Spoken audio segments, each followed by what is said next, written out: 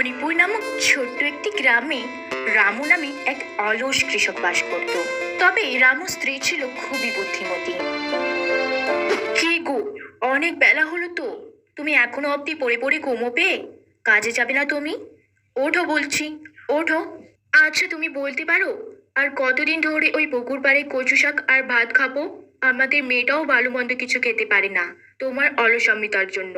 বাড়িতে নুন ছাড়া আর কিচ্ছু নেই, কাজে না গেলে খাবো কি? আহা গিন্নি, তুমি আমার কানের গড়ায় এসব বকর বকর করে ঘুম নষ্ট করো না তো। আমাকে একটু শান্তিতে ঘুমোতে দাও। তোমার জ্বালায় যে একটু শান্তিতে ঘুমোবো তারও উপায় নেই আমার। যাও তুমি এখান থেকে। আজকে ওই পুকুর বাড়ি থেকে কচু শাক আর ভাতই রান্না করো। আজকের দিনটা আমাকে একটু ঘুমোতে দাও। কাল থেকে না হয় আমি কাজে যাব। এখন তুমি এই ঘর থেকে যাও আর আমাকে শুতে দাও। আজ নয় কাল যাবো, কাল নয় পরশু যাবো, এরম তো তুমি রোজই বলো। কতদিন এভাবে শুয়ে শুয়ে কাটাবে তুমি? আমাদের একটা মেয়ে আছে, তার ভবিষ্যতের কথা ভেবেছো কি তুমি? হে বিধাতা, এখন আমি কি করি? এই অলস মানুষটাকে নিয়ে আমি কিভাবে সংসার করব? তোমার সাথে কথা বলে সময় নষ্ট করা বেকার। এই যে আমি আমার মেয়ের জন্য খাবার তৈরি করবো যাই। এসব কথা বলে নীলা রেগে মেগে তার স্বামীর ঘর থেকে বেরিয়ে যায়। আরে কিশোর কাকা, মাছ ধরেছেন বুঝি? যদি কিছু মনে না করেন আমাকে দুটো মাছ দিতে পারবেন? আসলে আজকে তো আমি টাকা আনিনি, কিছুদিন বাদে আপনাকে দিয়ে দেবো কিশোর কাকা। আসলে জানেন তো, আমার মেয়ে মিনিটা মাছ ভাজা দিয়ে ভাত খেতে খুবই ভালোবাসে, কিন্তু দুঃখের বিষয় ওর বাবা কাজে যেতেই চায় না।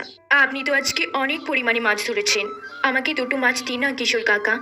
কয়েকদিন ধরে এই পুকুর পাড়ের কচু শাক দিয়ে ভাত খাচ্ছে আমার মেয়েটা। আজকে আপনি যখন মাছ ধরেছেন, আমি দুটো নিয়ে চাই, ও মাছ দেখলে খুবই খুশি হবে।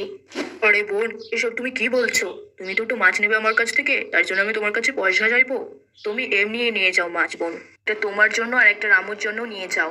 এক পয়সাও দিতে হবে না আমাকে। আপনাকে অনেক অনেক ধন্যবাদ দাদা মাছ দেওয়ার জন্য। আজ আমার মেয়েটা মাছ দেখে খুবই খুশি হবে। হে ভগবান, এই অলস মানুষটাকে নিয়ে আমি এবার কি করব?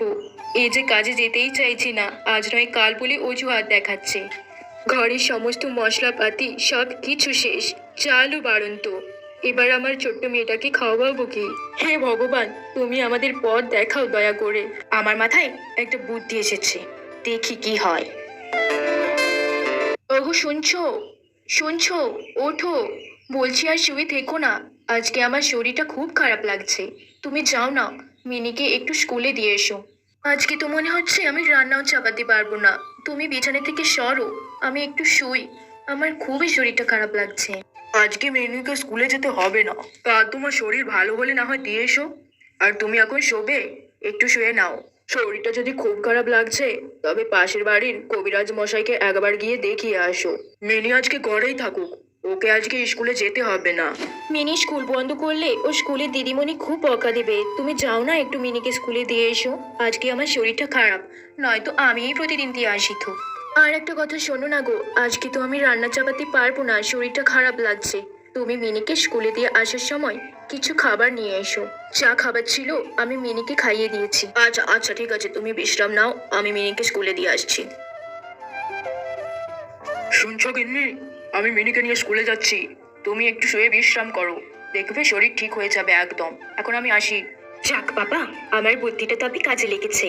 বিছানা থেকে ওঠাতে তো পারলাম, নইলে এই অলস লোকটাকে বিছানা থেকে নড়ানো মুশকিল। এবার শুরু হবে তৃতীয় পদক্ষেপ। তুমি মিনিকে স্কুলে দিয়ে এসো, তারপর বাকিটা বুঝতে পারবে। তোমার এই অলস হয়ে বিছানায় সারাদিন পড়ে থাকা আমি একদিনই গুছিয়ে দেবো। গিন্নি, ও গিন্নি, তোমার কি শরীর একটু সুবিধার হলো? তুমি কি রান্না চাপাতে পারবে আজকে? কি গো গিন্নি? আর বলো না গো, শরীরটা ভালো লাগছে না, আজকে আমি রান্না চাপাতে পারবো না। আচ্ছা, তোমাকে তো আমি যাওয়ার সময় বললাম আসার সময় তুমি মিনিকে দিয়ে এসে কিছু খাবার আনবে, তবে তুমি কি সেটা ভুলে গেলে? তাহলে এখন যাও, বাজার থেকে কিছু খাবার কিনে আনবে। আসলে গিন্নি, তুমি তো সবই জানো, কাজে তো বেরোতে পারিনি আমি। আমার হাতে একটাও টাকা কড়ি নেই, কি দিয়ে খাবার নিয়ে আসবো গিন্নি? ওই জন্য তো খাবার আনতে পারিনি। যাই হোক, তুমি বিশ্রাম করো, আমি ওই ঘরে গিয়ে বসছি। এরপর রামু অন্য ঘরে গিয়ে খাটে বসে বিশ্রাম করতে থাকে।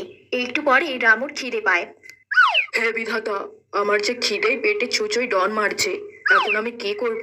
কিছুইতে নেই বাড়িতে, হাতে টাকা কড়িও নেই। খিদে জ্বালা যে কি জ্বালা! এতদিন গিন্নি কষ্ট করে গেছে আর আমি সারাদিন অলস হয়ে শুয়ে শুয়ে খেয়েছি। আজ একটা দিন গিন্নি অসুস্থ হতে আমি বুঝতে পারছি। যাই যাই, এখানে বসে না থেকে বাইরে গিয়ে একটু কাজের খোঁজ করি। এসব কথা বলে রামু বাইরে কাজের উদ্দেশ্যে বেরিয়ে পড়ে। বাইরে গিয়ে রামু মজুরির কাজ করে সামান্য কিছু টাকা হাতে পায়। সেই টাকা নিয়ে রামু সবজিওয়ালার কাছে যায়। সবজিওয়ালার কাছ থেকে রামু ওই টাকা দিয়ে অনেকগুলো সবজি কিনে বাড়ি ফিরে যায়। এভাবে রামুর বুদ্ধিমতী স্ত্রীর বুদ্ধির জোরে অলস রামু তার অলসতা কাটিয়ে কাজকর্মে ফিরে যায়।